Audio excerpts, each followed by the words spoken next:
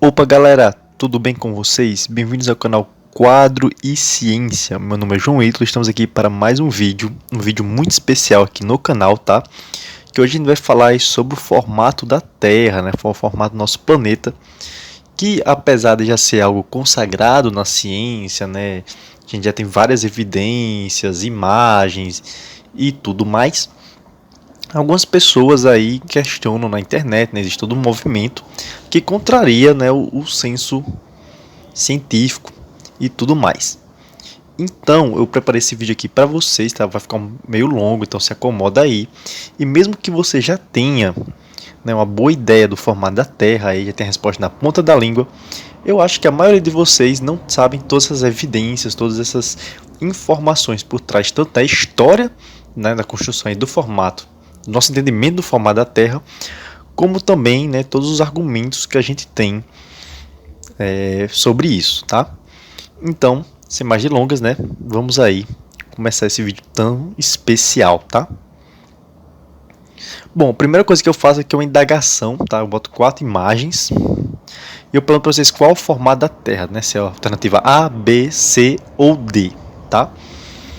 Logicamente aqui a gente já vê, você não colocou a alternativa da Terra plana ou convexa, que está muito popular em alguns movimentos na internet, né? Então você já tira que esse formato, né, está equivocado, mas a gente vai construir todo esse pensamento aqui até o final do vídeo. Eu quero que vocês escolham aí, primeiramente, a partir do conhecimento de vocês, o que vocês sabem, qual dessas imagens melhor representa o formato da Terra, tá? Então, escolhido isso, a gente vai construir aqui todo o raciocínio e lá no final do vídeo você vai saber a resposta, tá? A gente vai voltar para cá.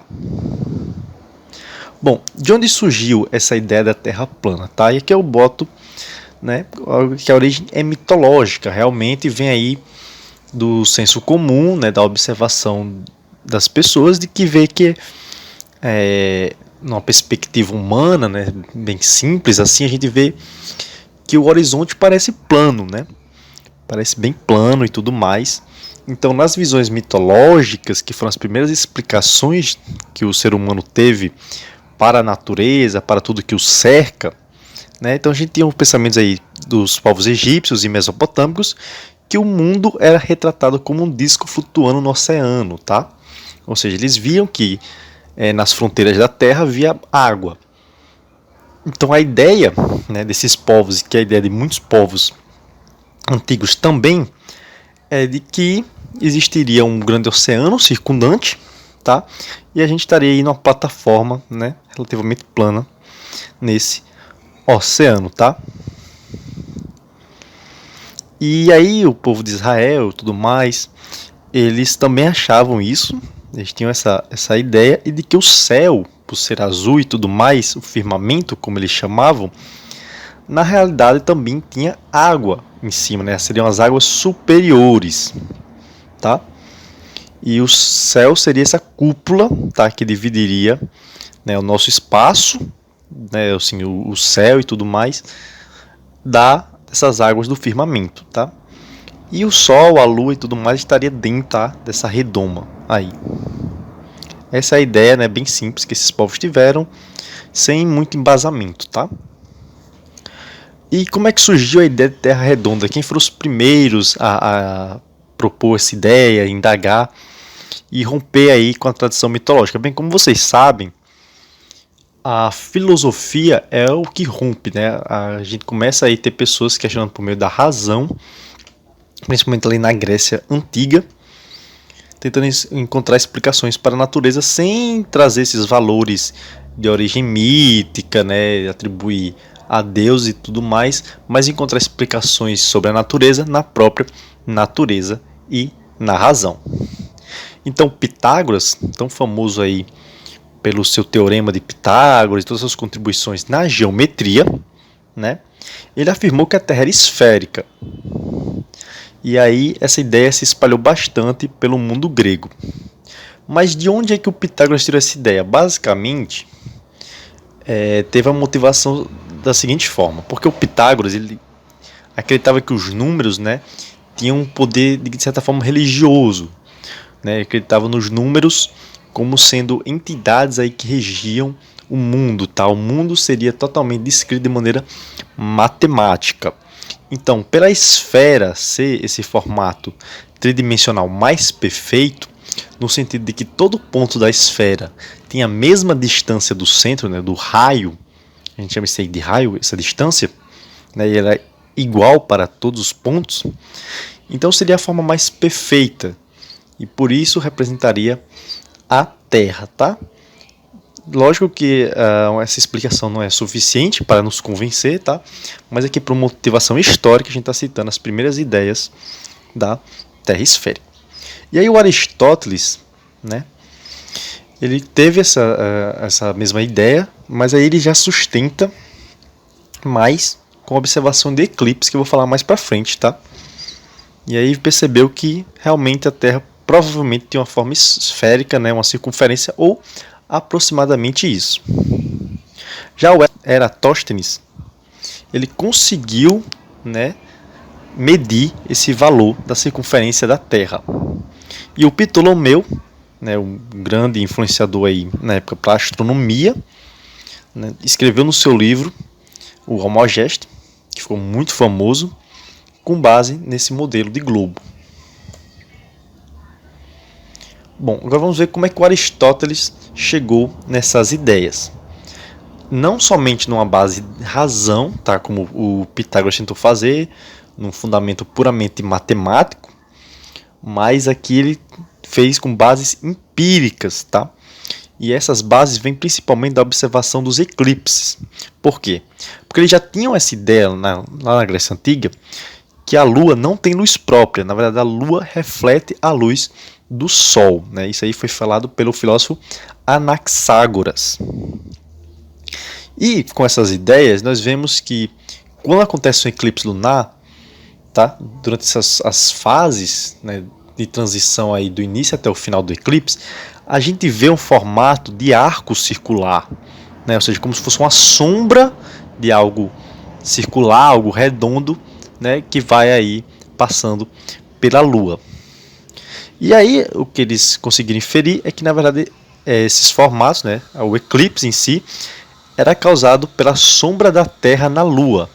E se a sombra da Terra tem esse formato redondo, então a Terra provavelmente seria uma esfera. É um indicativo bem interessante de que a Terra seria uma esfera, pois uma esfera é que, colocado contra a luz, né, tem esse formato de sombra redonda.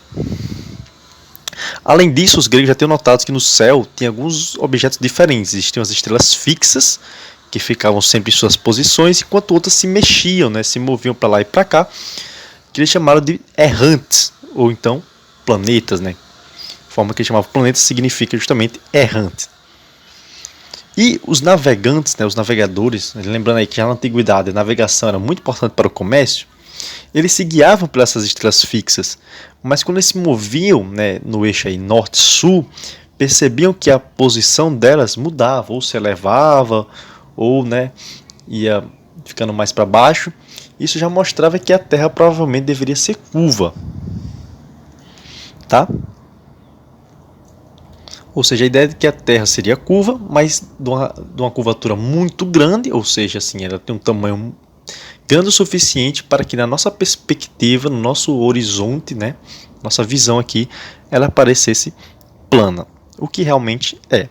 Então aqui nós temos imagens, tá? Isso aqui não está em escala, mas apenas imagens para ilustrar como ocorre esse eclipse, tá? Aqui, ó, a Terra na frente da Lua, de frente para o Sol. E aqui as imagens do que acontece no eclipse, tá? Você vê aí em todas as fases do eclipse, como se uma sombra, né, de algo redondo fosse aí, ó, sendo projetada na Lua. Bom, as estrelas também nos dão esse indicativo. Por quê? Porque as estrelas elas giram na noite, tá? De forma que tem alguns pontos fixos, que são como os eixos, né, dessa rotação do céu, né? Então todas as estrelas elas giram em torno dos pontos norte e sul. E esses pontos vão mudando de acordo com a sua latitude. Dá para entender? Ou seja, se você estiver no Polo Norte ou no Polo Sul, por exemplo, o meio do céu vai ser esse eixo, tá? Então as estrelas vão girar em torno do meio do céu. Mas quando você vai descendo aí para o Equador, esse eixo vai ficando cada vez mais deitado. E se você ficar no Equador, vai parecer que o céu, né, tá girando nesse sentido. Aí, como se o eixo estivesse diretamente no horizonte, tá? A gente tem aqui um exemplo do giro que a constelação, né, do Cruzeiro do Sul faz no céu. Obviamente ele é melhor observado aí no hemisfério sul da Terra, e a gente vê que durante a noite ele vai girando de maneira sempre a apontar para o Polo Celeste Sul, né? Ou seja, esse ponto seria aí o eixo de rotação, tá? Então, mais uma vez, a gente tem uma ideia não somente da Terra ser redonda para o movimento das estrelas, mas também de que ela está girando, tá? E aí nós chegamos aí ao grande Eratóstenes, que conseguiu, de maneira empírica e usando matemática, chegar ao valor da circunferência da Terra, ou seja, de uma volta em torno da Terra. Qual seria esse valor? Tá? Ele era o bibliotecário-chefe da famosa Biblioteca de Alexandria, a maior biblioteca aí da época. E aí ele percebeu, né, a questão das sombras, elas mudavam dependendo da localização que a pessoa estava na Terra. Ou seja, acho que com a figura aqui vai ficar melhor para vocês entenderem. O que ele percebeu é que na cidade de Siena e na cidade de Alexandria, no mesmo horário, em um mesmo dia, a sombra, elas eram diferentes, elas não tinham o mesmo tamanho.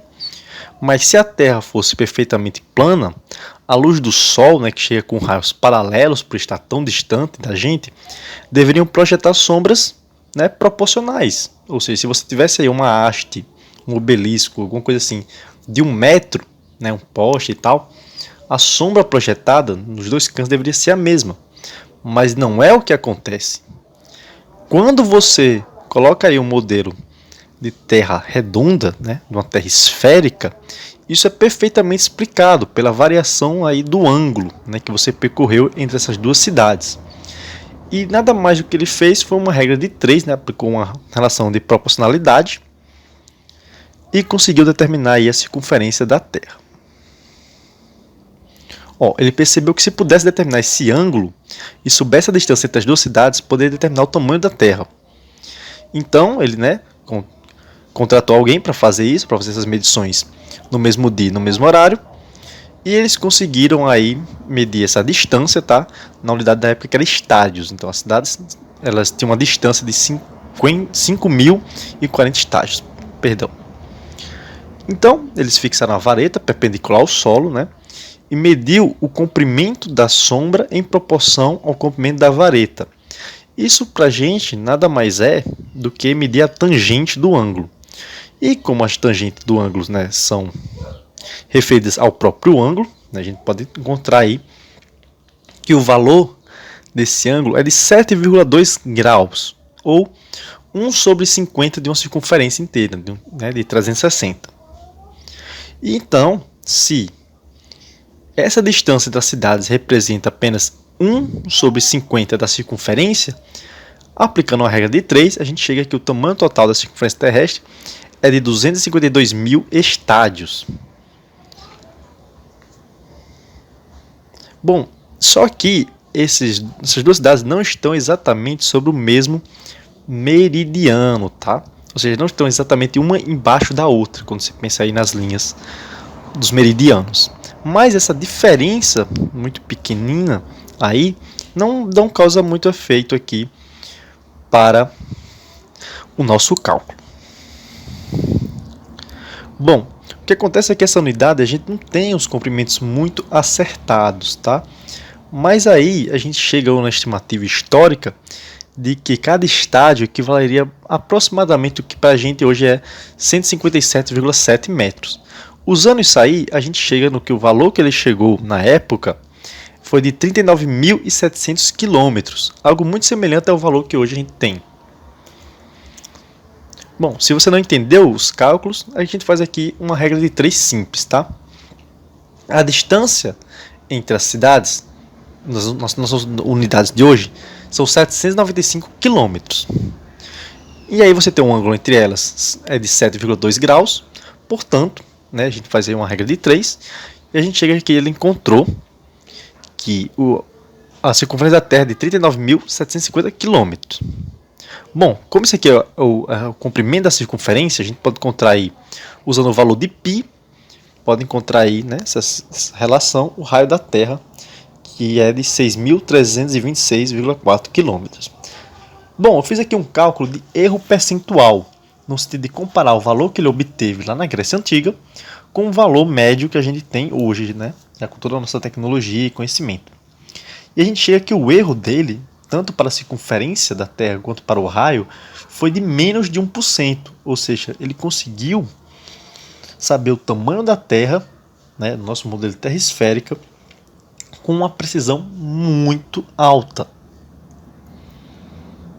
Bom, e aí vem a indagação. Na Idade Média, a Terra não era plana? Essa não era a ideia comum?